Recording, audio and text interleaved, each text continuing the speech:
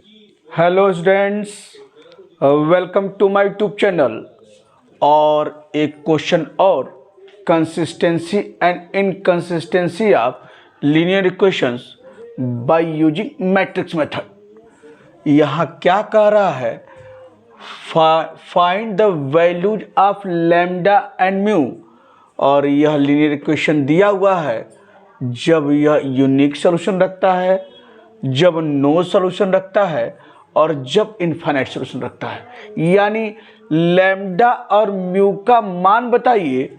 जब यह तीनों कंडीशन यूनिक सॉल्यूशन रखता है तो लैम्डा म्यू का क्या मान होगा, नो सॉल्यूशन रखता है तो लैम्डा म्यू का क्या मान होगा, और जब इनफाइनाइट सॉल्यूशन रखता है तो लैम्डा म्यू का क्या मान होगा, ये बताइए। और फिर उसके बाद एक चीज और जोड़ दिया है, find the solution for lambda equal to 2 and mu equal to 8। तो बेहद महत्वपूर्ण क्वेश्चन, इस तरह से क्वेश्चन आपके पेपर में बनते रहे हैं। और चलिए स्टार्ट कैसे करते हैं। पहला काम, फिर उसी तरीके से इस जो इक्वेशन दिया गया है उसको मैट्रिक्स फॉर्म में लिखा जाए। तो यहाँ पर स्टार्ट करते हैं सॉल्यूशन से। The given equation can be written in matrix form as matrix form क्या है, ax बराबर b। ए क्या है, इस इक्वेशन के जो दिया गया है उसके कोफिशिएंट से मिलकर बना हुआ मैट्रिक्स, यानी कोफिशिएंट मैट्रिक्स। तो चलिए ए हम लोग लिखते हैं। ए आपका जो है इनके सारे कोफिशिएंट्स, एक्स का कोफिशिएंट देखिए 1, वाई का 1, जेड का 1, और यहाँ एक्स का कोफिशिएंट 1, वाई का कोफिशिएंट 2 और जेड का कोफिशिएंट 5 आपके यहाँ पर। और फिर यहाँ एक्स का कोफिशिएंट 2 और यहाँ क्या है 3y का, और जेड का लैम्डा, ये आपका हो गया ए। ठीक। और कैपिटल एक्स यानी नंबर ऑफ अननोन्स किस में है, एक्स वाई जेड में साफ साफ दिख रहा है। तो ये आपका हो गया एक्स वाई जेड, और बी यानी राइट हैंड साइड में कांस्टेंट टर्म। तो कांस्टेंट टर्म क्या है, 6 है, 10 है और म्यू है आपके स्वरूप में। अब क्या करते हैं पता है ना, एक हम सी मैट्रिक्स फॉर्म करते हैं जिसे एगुमेंटेड मैट्रिक्स बोलते हैं। और सी मैट्रिक्स कैसी मैट्रिक्स होती है, ए और बी से मिलकर बनती हुई मैट्रिक्स है। तो यहाँ पर नाउ सी बराबर एक ऐसी मैट्रिक्स जो ए और बी से मिलकर बनता है। तो ए बी आपका ये हो गया, सी बराबर आपका ए बी, इस ढंग से आपने लिखा। तो देयरफॉर सी बराबर, अब चलिए फॉर्म कर लिया जाए सी मैट्रिक्स को, ए और बी से मिलकर बना हुआ। तो यहाँ देखिए तो यही मैट्रिक्स ए है ना, तो पहले लिख लीजिए यहाँ पर ये क्या होगा 1 1 1 1 2 5 और 2 3 लैम्डा, ये हो गया। और डॉट देखिए, ये डॉट लगाकर हम बी मैट्रिक्स लेते हैं। बी यही है ना, ये क्या है 6 10 म्यू, आपका ये हो गया। ये कैसी मैट्रिक्स है, सी मैट्रिक्स, जो मैट्रिक्स ए और बी से मिलकर बनता है। तो यह सी मैट्रिक्स है। और फिर वही काम क्या करना है, यहाँ रो बाय रो जीरो करना है, और जीरो की संख्या रो बाय रो बढ़ाना है। और लास्ट में अब जीरो नहीं कर सकते हैं, जीरो को बनाए रखते हुए तो हम देखते हैं पहले ए की रैंक क्या है, फिर सी की रैंक क्या है। अगर बराबर होगा तो कंसिस्टेंट होगा, और कंसिस्टेंट के बाद यानी यहाँ पर कंसिस्टेंसी तो नहीं चेक करना है, लैम्डा म्यू का मान पूछ रहा है। तो यहाँ पर बताना है कि लैम्डा और म्यू का मान बताइए जब यूनिक सॉल्यूशन रखेगा, जब नो सॉल्यूशन रखेगा, जब इनफाइनाइट सॉल्यूशन रखेगा। तो बारी बारी से तो हम लोग पहले वह काम करेंगे मैट्रिक्स मेथड में। ध्यान रखिएगा, हम रो बाय रो केवल रो का इस्तेमाल करते हुए शुरू करते हैं जीरो करना, और जीरो की संख्या रो बाय रो बढ़ाते हैं, और लास्ट में अब जीरो नहीं कर सकते हैं, जीरो को बनाए रखते हुए तो मैट्रिक्स ए में देखते हैं ऐसे कितने रो हैं जिनके सभी एलिमेंट जीरो नहीं है, वो रो की संख्या जो है उस मैट्रिक्स ए के रैंक को बताती है। फिर सी का, फिर देखते हैं पूरे में मैट्रिक्स सी है और देखते हैं ऐसे कितने रो हैं जिनके सभी एलिमेंट जीरो नहीं है, उस रो की संख्या वह जो है उस मैट्रिक्स सी के रैंक को बताएगी। तो चलिए स्टार्ट करते हैं यहाँ से जीरो करना, यानी केवल रो का इस्तेमाल करते करना है। तो 1 को जीरो करना है तो क्या लिखेंगे, using R2 implies R2 minus R1 होगा, ये देखिए। और इसको भी जीरो कर सकते हैं, क्या होगा, and R3 implies R3 minus क्या 2R1, R2 minus R1, R3 minus 2R1 आपका हो गया। ठीक, अब यहां लिखते हैं इज इक्विवेलेंट टू, ये देखिए यहां लिख रहे हैं इज इक्विवेलेंट टू, तो पहला रो तो लिख लीजिए, ये क्या है 1 1 1, ये हो गया 6, और R2 माइनस R1 ये क्या होगा, ये देखिए 0, 2 माइनस 1 1, 5 माइनस 1 4, और ये क्या है 10 माइनस 6, ये हो गया 4 आपका हुआ। तो R2 माइनस R1 आपके सामने ये लिखा हुआ है। और चलते हैं फिर R3 माइनस 2R1, तो 2 माइनस 2 इंटू 1 क्या हुआ 2, 0 हो गया। यहाँ देखिए 3 माइनस 2 कितना हुआ, ये हो गया 1। यहाँ देखिए लैम्डा माइनस 2R1, तो लैम्डा माइनस 2 ये आपका यहाँ हो गया, और यहाँ डैश आ जाइए, यानी क्या है, यानी म्यू माइनस 2 इंटू R1, तो म्यू माइनस 2 इंटू 6 कितना हुआ 12, तो ये हो गया म्यू माइनस 12 आपका इस रूप में। ठीक, अब ये हो गया है। अब क्या कुछ और जीरो कर सकते हैं क्या, जीरो की संख्या रो बाय रो बढ़नी चाहिए, ध्यान रखना है, और जीरो करना है जीरो को बनाए रखते हुए। तो यहाँ साफ साफ दिख रहा है यहाँ 1 है, हम इसको जीरो कर सकते हैं जीरो को बनाए रखते हुए। इसके लिए कौन सा रो लेंगे, आपका सेकेंड रो लेंगे। तो लिखिए यहाँ पर यूजिंग क्या है, R3 implies R3 minus R2, not R2 minus R3। क्यों, क्योंकि जीरो की संख्या मुझे रो बाय रो बढ़नी है, यही क्या है एचेलॉन फॉर्म होता है या ट्रायंगुलर फॉर्म कहते हैं। तो यहाँ R3 माइनस R2 करेंगे इज इक्विवेलेंट टू क्या हो 1 1 1, ये हुआ 6, 0 1 4, ये हो गया 4, और R3 माइनस R2 0, ये हो गया 0, और माइनस 2 माइनस 4 कितना हुआ लैम्डा माइनस 6। ठीक, और यहाँ देखिए म्यू माइनस 12 और माइनस 4, तो कितना हुआ म्यू माइनस 16, ये आपका हो गया। अब इसके बाद क्या कोई जीरो हो सकता है क्या, आप सोचेंगे हाँ इसको जीरो कर सकते हैं इसकी मदद से, लेकिन इसको जीरो करने के चक्कर में यह जीरो गायब हो जाएगा। तो शर्त क्या है, जीरो करना है जीरो को बनाए रखते हुए। तो क्या निष्कर्ष निकला, अब संभव नहीं है जीरो कर पाना जीरो को बनाए रखते हुए। तो अब हम लोग देखते हैं, यानी अब इसमें, यानी यह आपकी क्या है मैट्रिक्स क्या है ए है, तो नंबर ऑफ नॉन जीरो रो, ये तो बात ठीक है भाई, अननोन है लैम्डा म्यू 6, ये हमने लिख लिया। अब चलते हैं यहाँ देखिए, अब ये कंडीशन पहुंच गए हैं, तो कह रहा है लैम्डा और म्यू का क्या मान होगा, 3 रूप में दिया है। और जब आपने लास्ट प्रक्रिया पूरी कर ली है कि अब जीरो नहीं कर सकते हैं जीरो को बना रखते हुए, तो चलते हैं बारी बारी से। थोड़ा इसे देखिए, तो ये क्या है, यहाँ मैं इसको मिटा देता हूं।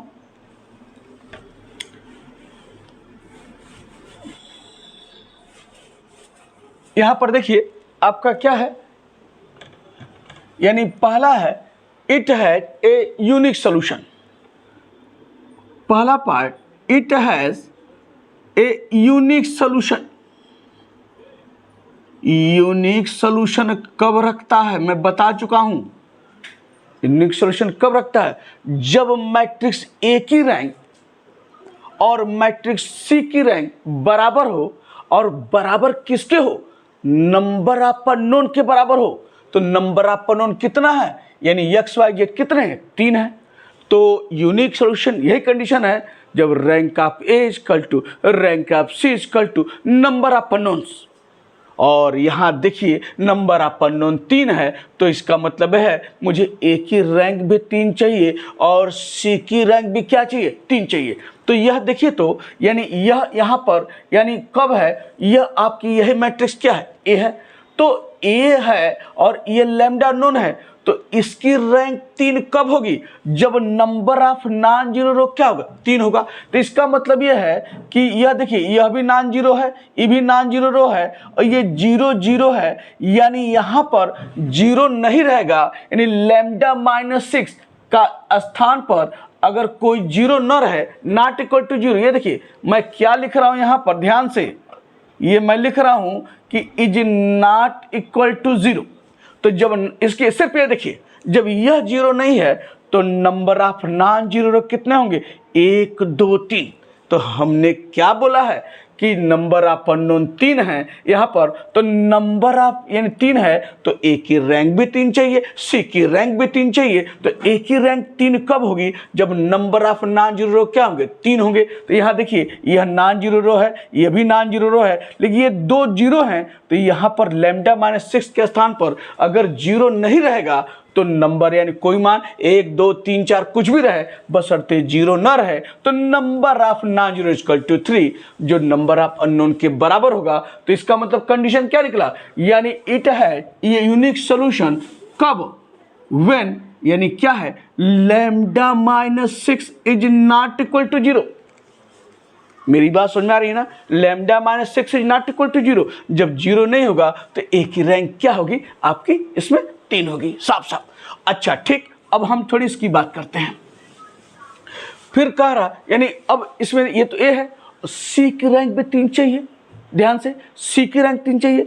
तो यहाँ देखिए, तो यानी जब यह 0 नहीं है तो यहाँ अगर बात करें कि यह इसका μ-16 क्या होगा, उसके स्थान पर क्या लिखें कि सी की रैंक जो पूरी मैट्रिक्स है वो भी उसकी नंबर ऑफ नॉन जीरो क्या 3 हो जाए, तो उस केस में सी की रैंक भी 3 हो जाएगी।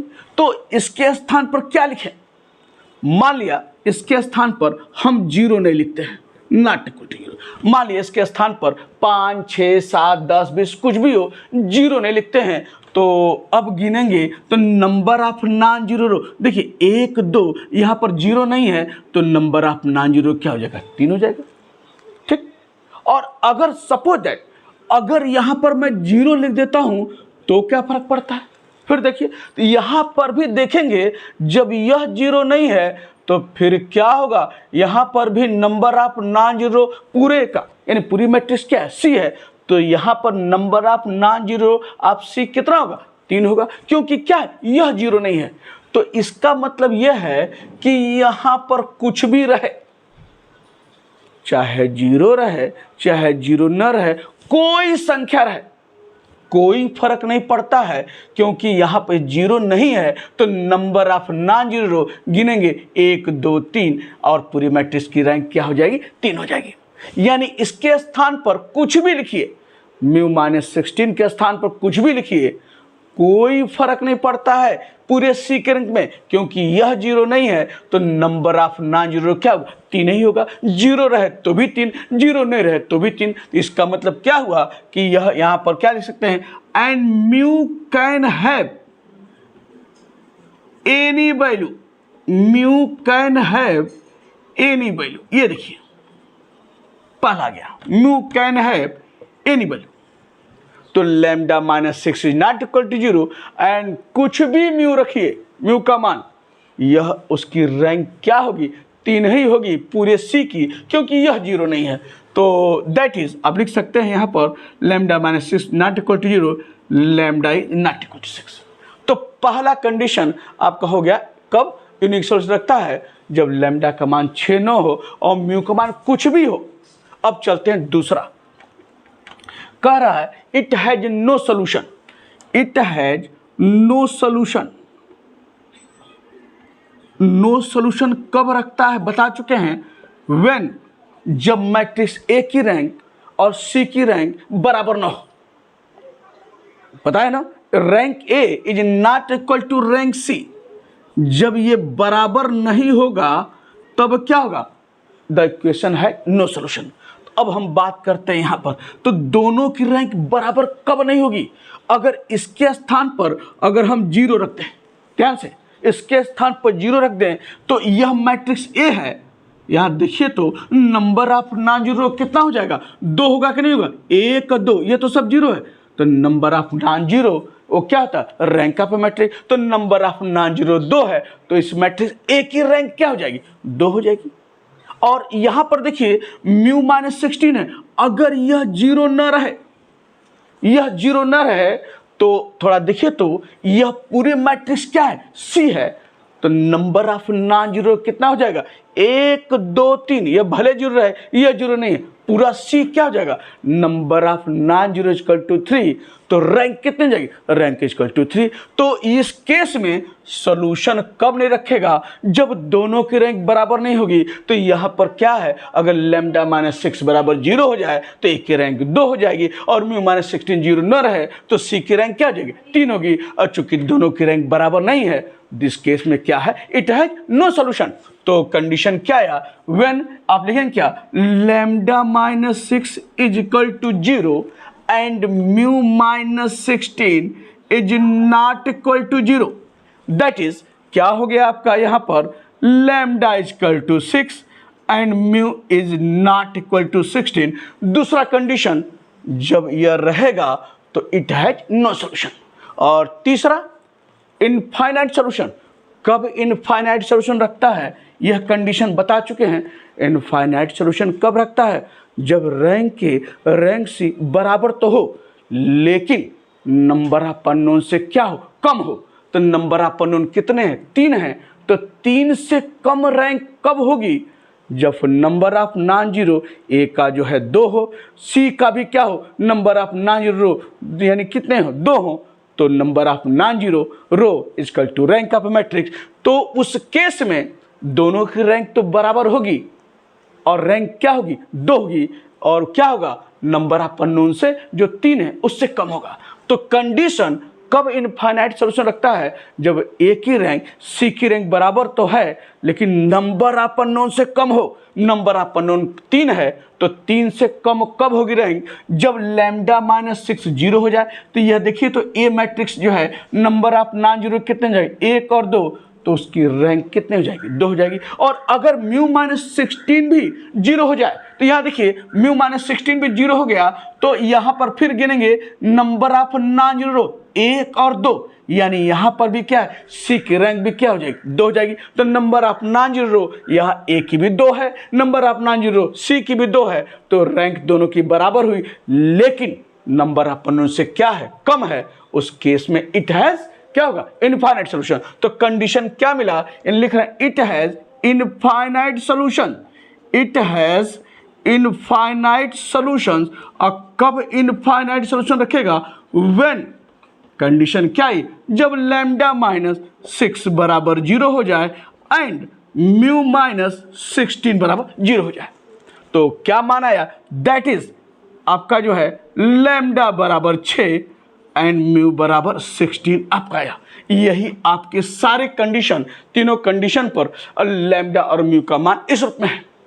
एक छोटा सा हिस्सा और जोड़ा है, कह रहा है find the solution for lambda equal to 2 and mu equal to 8। Solution कब बताइए, यानी एक्स वाई जेड का मान बताइए जब लैम्डा बराबर 2 है और म्यू बराबर 8 है। तो इसको कैसे निकाला जाएगा, इसे देखिए, मैं इसको मिटा देता हूं। इसको निकालने के लिए क्या है, यह जो आपने यह प्रक्रिया की है सी के लिए, इसको मान लीजिए इक्वेशन नंबर 1। ये देखिए इक्वेशन नंबर 1। अब क्या कीजिए, इक्वेशन 1 में ये जो माना है, यानी सी आपने इक्वेशन 1 माना है, सी जो है आपने जो निकाला है ए और बी से मिलकर बनी हुई मैट्रिक्स, जिसे एगुमेंटेड मैट्रिक्स कहते हैं। तो इसमें क्या कीजिए, यानी इसका सॉल्यूशन निकालने के लिए लैम्डा और म्यू का मान दिया है, कह रहा है सॉल्यूशन तब बताइए जब लैम्डा क्या हो, 2 हो और म्यू क्या हो, 8 हो। तो क्या कीजिए, लैम्डा और म्यू का मान उठाकर जो जिस पर कह रहा है सॉल्यूशन बताना है, लैम्डा बराबर 2 और म्यू बराबर 8, इसमें पुट कीजिए और फिर वहां से देखिए कैसे आगे बढ़ते हैं। तो यहां पर लिखिए पुटिंग द वैल्यू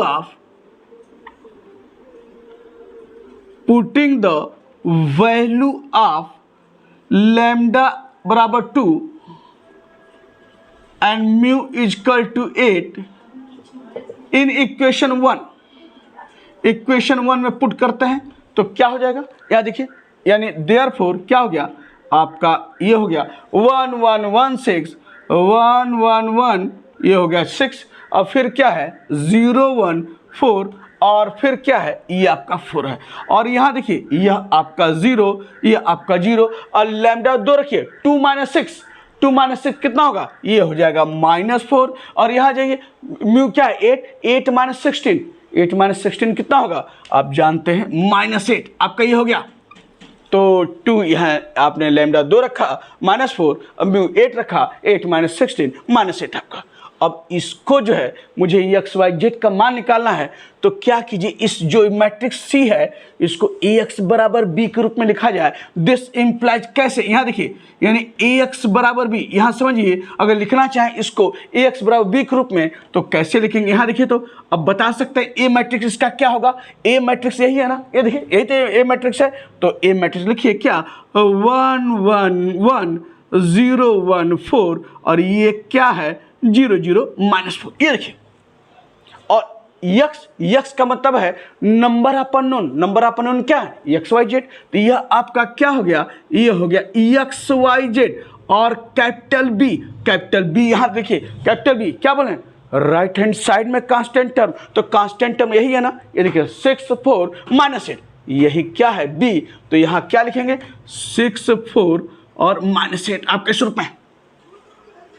अब मुझे एक्स वाई जेड का इक्वेशन के रूप में लिखना है, तो कैसे लिखते हैं पता है ना, यानी क्या करेंगे, यानी ये मैट्रिक्स इसका इसमें मल्टीप्लिकेशन, तो क्या होगा first row first column condition multiplication के होल्ड कर रही है, क्योंकि 3 × 3 ये है और 3 × 1 ये है, तो number of columns is equal to number of column of this matrix is equal to number of row of this matrix. जब बराबर है तो मल्टीप्लिकेशन संभव ही है। तो कैसे करेंगे, जो मैट्रिक्स आएगी आपकी किस रूप में फर्स्ट रो फर्स्ट कॉलम, तो 1 का x में x प्लस 1 का y में y और प्लस 1 का z में z आपके हुआ बराबर किसके है, ये है 6 आपका यहाँ पर। और चलते हैं फिर 0 × x, ठीक खत्म। अब प्लस 1 × y, ये क्या हुआ y, और प्लस ये 4 है साफ साफ बना देता हूँ 4, तो 4 का z में मल्टीप्लिकेशन क्या हुआ 4z, किसके बराबर है ये 4 के बराबर है। और लास्ट में 0 × x खत्म, प्लस 0 × y खत्म, -4z, यह है -4z इक्वल टू -8। तो यहाँ माइनस माइनस अगर काटा जाए this imply 4z equal to 8, तो z बराबर कितना आया, यह मान क्या आया 4 दूनी 8, z का मान क्या आ गया 2 आ गया।